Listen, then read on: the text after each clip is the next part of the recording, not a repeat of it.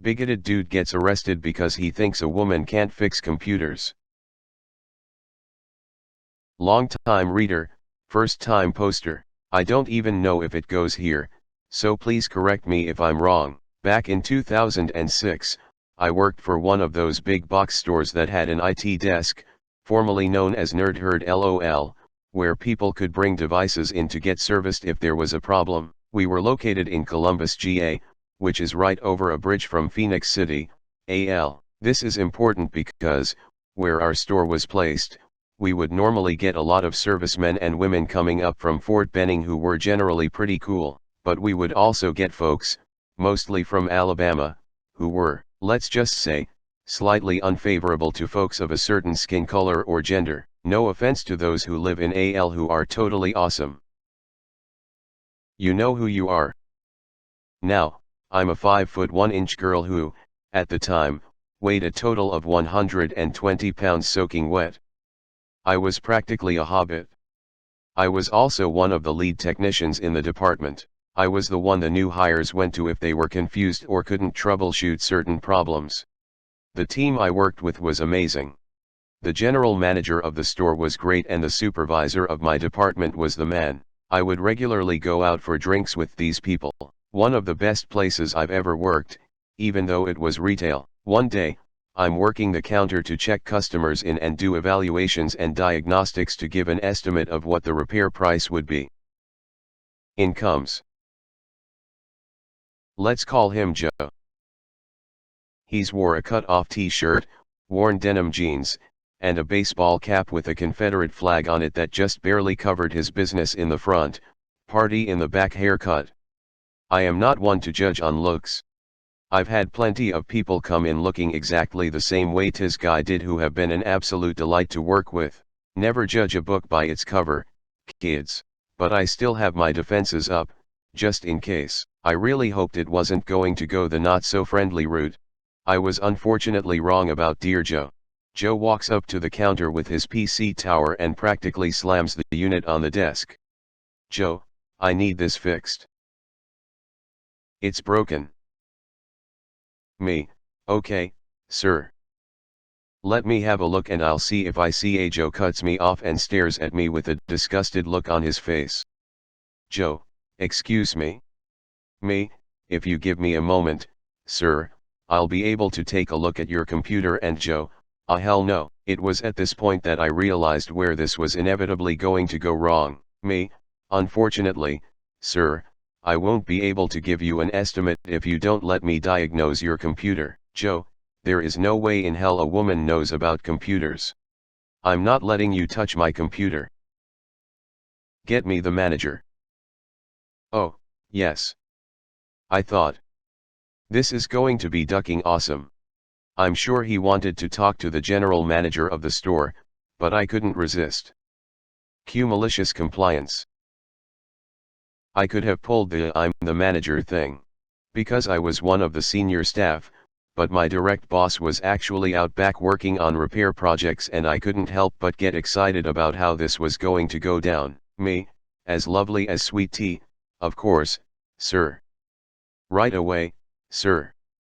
Mike, my supervisor, the guy who ran our department, and not the general manager of the store, was elbow deep in a motherboard replacement when I walked in and gave him the biggest, shit-eating grin. Me, hey, Mike. There's a guy out there asking for the manager. He looks at me confused because he was just supervisor, but I then proceeded to tell him exactly what was waiting for him out front. His face split into the brightest smile. He then proceeded to walk out to the front. Have I mentioned that Mike is a 6'3", 280-pound black man who looked like he could eat a Mack truck for lunch? He was such a big, lovable, teddy bear. We all adored him. The moment Mike stepped out, the customer freaked. Mike, hello, sir. I hear there's a problem. Joe lost it? It starts with a duck no before devolving into a racist tirade that I have never witnessed in my life. I'm from Massachusetts, so this was awful, yet amazing to watch. Like a car crash. I just couldn't look away.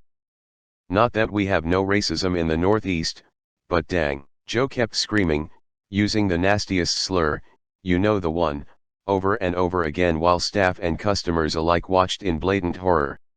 Security ended up having to come over to try to calm the man down. Our entire security team was black as well, so, naturally, Joe went even more crazy. Eventually, the police had to be called because the man was threatening me, calling me a cunt and a witch, and threatening security and my boss, using that word that is not okay. My general manager got called out of his office and immediately called the police to have the man removed. God bless whichever dispatcher who received the call was, because they dispatched 2 black officers to the scene.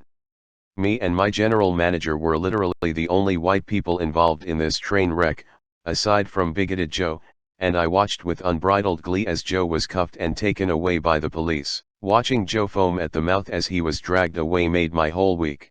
Thank you for the entertainment, Bigoted Joe. Edit, thanks to all of you telling me about Chuck. Now I'm up at 5 a.m. binging this show. LOL. Now to the comments.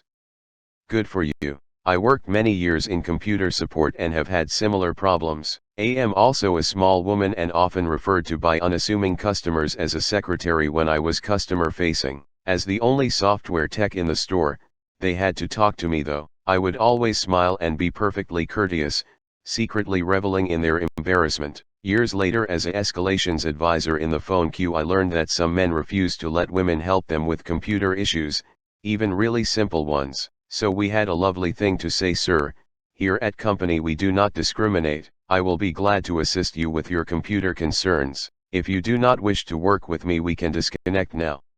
Usually, they would relent. But this one guy. Escalation from one of our new advisors. It was her first day solo on the phone and she was in tears. Apparently, he read her to filth for simply being female, and daring to pretend she could help was the most horrific thing he could imagine. I provided her with the company's SOP for discrimination, told her when and where to use it, authorized her a 15-minute break and took over the call. I don't think it lasted 2 minutes. He was swearing and refusing to believe that I, a mere female, could act in a supervisory position. Hanging up on him, knowing the queue was 30+ minutes, is one of my favorite moments. OP replied, Jesus. Being a chick I'm tech is rough, yo. I left the industry years ago and haven't looked back. You're my hero.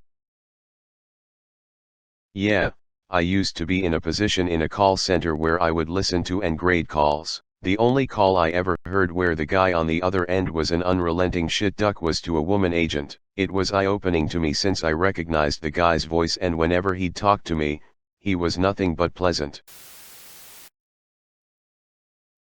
I just moved to Columbus. There's no way being a racist white dude would be easy in this town. I'm glad he got out in his place, even if that place is the back of a cop car. OP replied, right.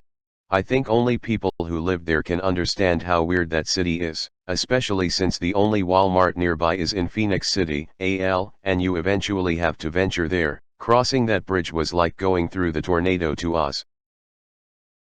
3 miles and 30 years away. Where did you come from? Where did you go? Where did you come from? Bigoted Joe. OP replied, to jail. LOL.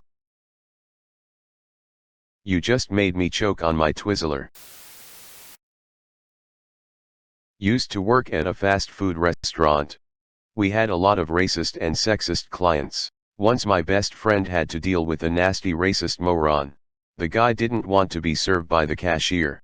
He wouldn't say why, but it didn't took long to understand that it was because she wasn't Caucasian. So my friend, being the manager, came to the front and complied with his demand of being served by someone else. She sent another cashier who wasn't Caucasian. The guy complained again about wanting to be served by someone else. My friend sent every person of color who was working that day, one after the other. Even the cooks who didn't know squat about using the cash register were sent just to piss off the guy. OP replied, Oh, that is utterly perfect. Your manager was badass. The cops being black reminds me of the time in college someone called the cops on a guy screaming at his girlfriend in the girls' dorm, and all 3 cops that showed up were women. I think it was literally every woman on the force.